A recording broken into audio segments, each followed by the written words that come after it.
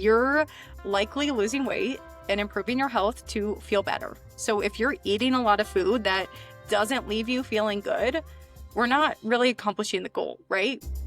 Hello, friends, and welcome back to the Sweat Simple podcast. My name is Brooks Herbis, and I'm an online fitness, nutrition, and mindset coach who's here to help you simplify and make sense out of the all too confusing fitness and nutrition industry. Let's be real, there's a lot of conflicting information online, and it can be hard to know what's legit and who to trust. In every episode, I'll be sharing the science and psychology behind health, fitness, and long-lasting behavior change. But I'll also be sharing real-life practical application, because all of the best info in the world only matters if you can actually apply it to your real life. So grab a coffee, water, glass of wine, or lace up your walking shoes, and let's dive in. Hello, you guys. Welcome back to the Sweat Simple podcast. And today is a fun topic because everyone wants to know, can you eat dessert every single day and still lose fat? So let's talk about it. And if you are a follower of mine, if you're a podcast listener of mine, you have heard at this point that all foods can fit. I guess I should say, if you are not a typical listener, thank you for being here. This is a good taste of the health and fitness tips that you're going to get that work for your actual real life. But you probably at least have heard or are familiar with the fact that all the foods can fit when it comes to losing fat. But you also know logically, because most of us, even if we're not doing it, we understand the types of things that we should eat in order to be healthy and lose fat, and the types of things that maybe we should have less of when we're trying to lose fat and be healthy. And so logically, okay, I guess I can have the ice cream, but I can't be eating nothing but ice cream. What is that balance? How much is too much when it comes to sweet treats? You've probably seen on social media people having a Snickers bar every single day, and you're like, wow, that would be lovely, but is that okay?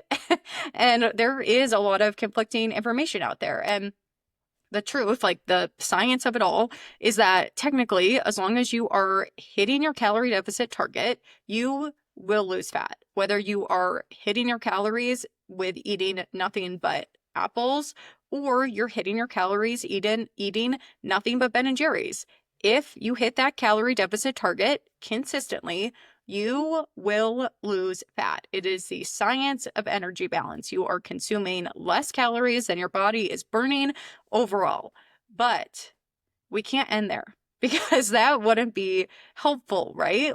You know that if you had nothing but ice cream, you wouldn't feel great. And I know that you follow me and you listen to this podcast because you don't only want to lose fat. That is not your end goal. You are past that point of just trying to be as skinny as possible. At this point in your life, you maybe want to be smaller. You maybe want to have your clothes fit better, but you also really want to improve your overall health, and you want healthy eating to feel effortless. You want to feel like you do have a balance, you're able to enjoy the treats in moderation, but also really crave that big nutrient dense salad. You want to be the person who naturally gravitates towards healthier foods, but you also want to be the type of person that doesn't feel guilt when you have these less nutrient dense foods. Eating healthy, but having that balance is a core value for you. So when we look at deciding how many calories you can fill with quote unquote junk food, there's a few things that we want to consider. And I will start off by saying that how much should you be eating? It's really personal, and it really depends on these questions that we're going to walk through. So really think about yourself as we're going through this. Think about are these things important to me? How important these things are to me? And that will help you determine how much is too much of certain foods. So first thing you want to consider is that food quality matters, both for your overall health and to make fat loss feel easier. There are health benefits, of course, to eating protein, eating fiber, eating micronutrients. Protein is one of our most satiating macronutrients, but it also helps us to build muscle. It's the building block for pretty much everything in our body: muscle cell growth, hair and skin cell growth. Like protein is very important, especially if you are trying to lose weight. We want to make sure that we're eating adequate protein so that we're maintaining or even building muscle as well. We also want to be making sure that we're eating enough fiber. Fiber really helps prevent against a lot of long-term diseases. We want to make sure that we're getting a good mix of micronutrients. Like all of those things are really important for our overall health. So we can't be filling our calories with nothing but ice cream and chips and things that don't have a ton of fiber and micronutrients and protein. On top of that, when we are focused on those things, like we're eating lots of veggies, we're eating lots of protein, we're filling our plates with fibers, fat loss feels easier because we feel more full. Eating a big salad and eggs in the morning and, chicken and like this chicken stir-fry dish at night, that you're eating a lot of volume food for not as many calories as if you were snacking on chips and candy bars throughout the day. So keep that in mind. If the goal is to make fat loss feel easier and the goal is to improve your overall health, make sure you're getting the proper mix of macro and micronutrients, then we want to be eating mostly nutrient-dense foods with a few of those less nutrient-dense foods filled in. So keep that in mind. The second thing you want to keep in mind is, how do certain foods make you feel?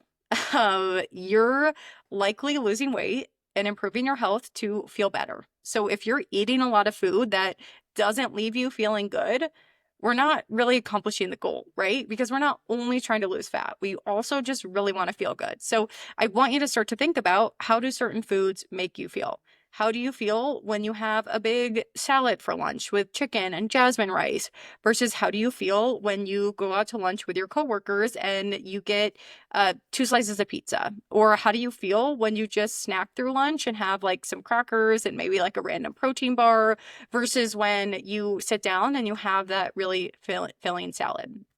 Now, it's not to say that we are never going to eat foods that don't make us feel good. I'm a health and fitness coach, and sometimes I have a larger serving of ice cream on a random weekend, and I'm like, ooh, don't feel the best. But you don't want to be doing that all of the time. You don't always want to be feeling low energy or lethargic or have a stomach ache after your meals. So really think about how certain foods are making you feel. We want to start eating more foods that make us feel really good, leave us feeling full and satisfied, leave us high energy. And we want to kind of minimize the foods that are making us feel less great.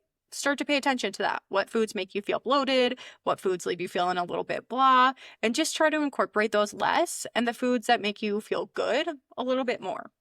The third thing I want you guys to consider is, why are you eating some of these less nutrient-dense foods? A lot of the times when we're gravitating towards less nutrient-dense foods, it does tend to be for more emotional eating. We're not for more emotional reasons. Like, we're not typically slamming apples at a birthday party or drowning our sorrows after a bad day in brown rice. We're just not. And that's because hyperpalatable foods like the birthday cake, like the ice cream, like the chips, those are a quick dopamine fix.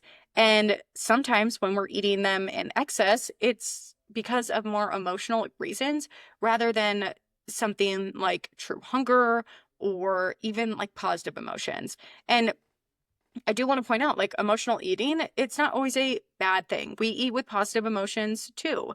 And even eating out of negative emotion doesn't have to be a bad thing. And I have a whole podcast episode where I talk a little bit more about this. So I'll be sure to link that for you guys too, if you're interested in diving into the emotional eating aspect a little bit more.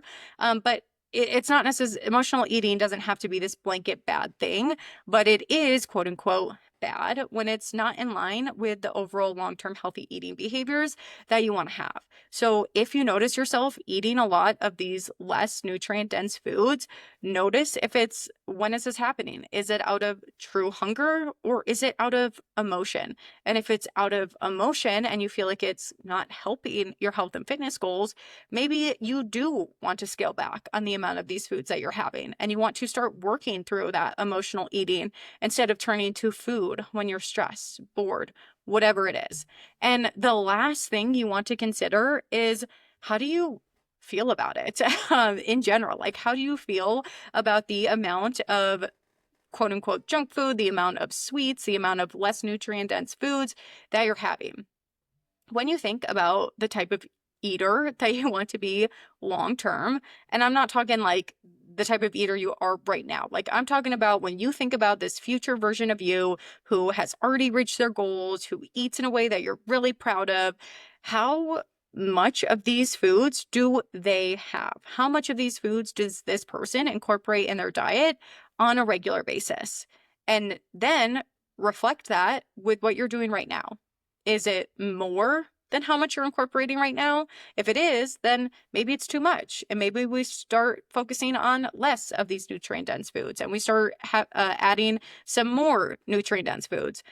But on the flip side, if you don't feel like the amount of treats that you're eating is a problem, if you don't feel like it's impacting your goals, if you feel good about this balance that you found, then I don't think it's really something you need to change. I think sometimes we get stuck in this cycle of I need to always be leveling up. I need to always be changing something. And if you're kind of someone who feels like you've mastered every other area, like you eat pretty nutrient dense, you're at a weight you feel comfortable with, you're getting stronger, I've noticed that a lot of times the next step tends to be like, well, I need to eat cleaner and I need to eliminate like these certain snacks that I like, and I need to go out to eat less and I need to have less sweets. And I just want to remind you, if you don't feel like it's impacting your progress, if you don't feel gross after you eat these foods, if it's not impacting your goals, we don't need to change it. I think it's perfectly healthy to have a balance and to be able to incorporate foods that you just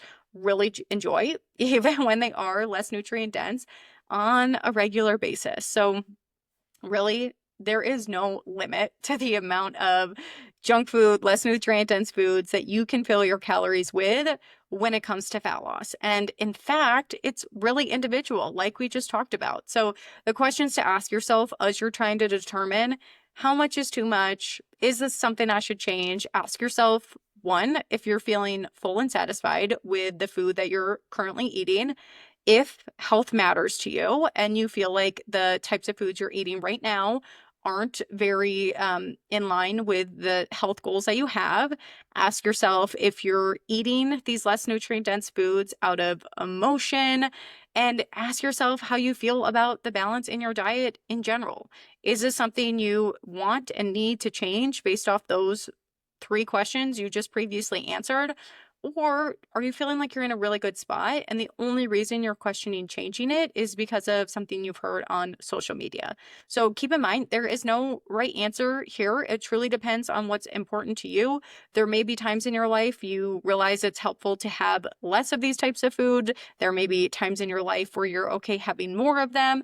You really got to find what balance works for you. And if you're struggling with this, if you're like, I answered these questions and I'm still just not sure, I'm having a really hard time diving into what this balance should look like, what's actually important to me, shoot me a DM, shoot me an email. Let's talk about it. I know this is a very nuanced topic and it is super individual, so don't hesitate to reach out. And just as a reminder, don't forget, I pick one person every single month who leaves a review or shares this episode in their stories to win a free health and fitness audit with me. I look through your current health and fitness routines. We dive into what's working, what needs to change, so that you can see more results moving forward. So as always, thank you guys so much for being here, and I will see you all next week.